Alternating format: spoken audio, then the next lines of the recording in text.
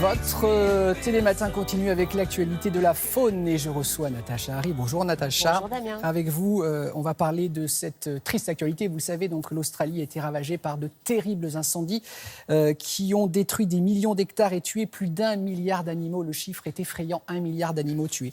Alors Natacha, vous avez rencontré pour nous une des nombreuses associations qui met tout en œuvre pour secourir les animaux survivants.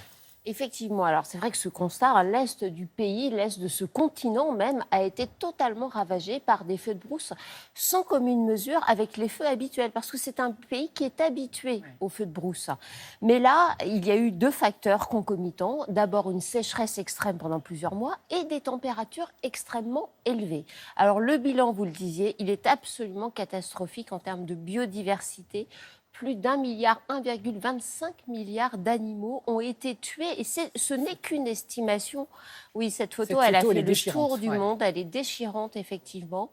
Cette estimation, elle est, pour beaucoup d'associations, totalement sous-évaluée parce qu'on ne tient pas compte de toutes les espèces. On parle plus des espèces les plus emblématiques. Mais il y a aussi toutes les autres. Et puis, ce drame a touché un patrimoine biologique qui est unique au monde.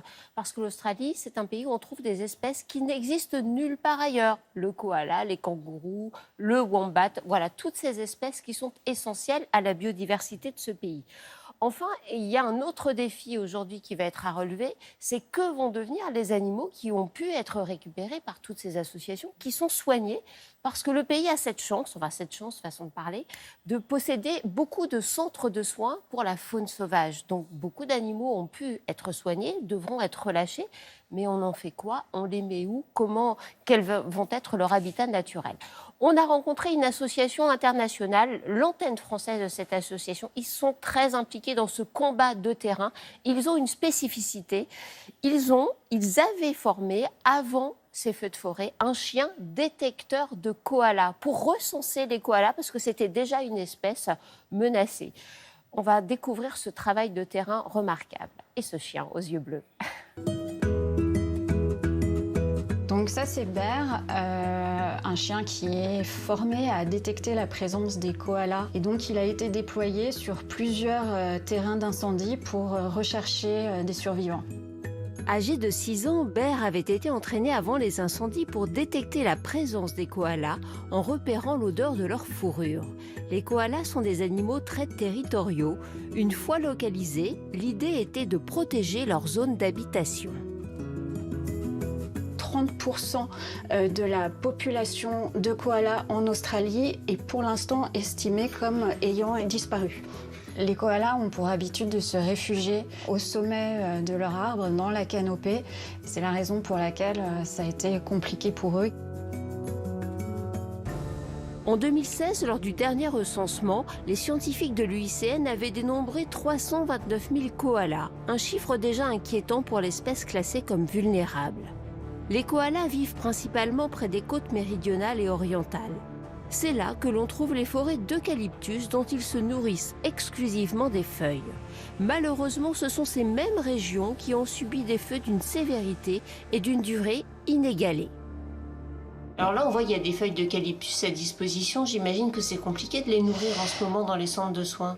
Alors c'est le grand paradoxe, puisque des forêts entières d'eucalyptus ont été détruites. Et là, pour nourrir ces animaux, il faut amener des feuilles d'eucalyptus. C'est sûr que ça ne facilite pas du tout le travail des soigneurs. Les centres de sauvegarde ont notamment eu besoin d'une expertise vétérinaire renforcée, de médicaments dédiés justement à des lésions liées aux incendies, donc des brûlures intenses. C'est un désastre écologique. Il faut savoir que plus d'1 milliard d'animaux ont été estimés avoir été tués par ces incendies. L'Australie est un pays continent qui héberge 600 000 à 700 000 espèces de faune et de flore, et une grande majorité de ces espèces est endémique. Plus de 80% des mammifères australiens n'existent que sur ce continent. Autre particularité de la faune australienne, peu de mammifères placentaires mais des marsupiaux comme le kangourou ou le koala qui abritent leurs petits dans leur poche ventrale. Toutes ces spécificités font de cette faune un trésor unique au monde mais surtout fragile. Là, on est dans l'action immédiate, dans le sauvetage de ces animaux en détresse, mais il faut penser à la reconstruction, au réensauvagement et à la restauration de ces écosystèmes qui ont été particulièrement fragilisés.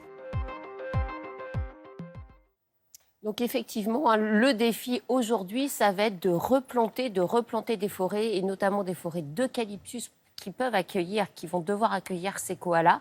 Petite note d'espoir quand même, il y a déjà des pousses qui apparaissent sur les arbres qui ont été brûlés.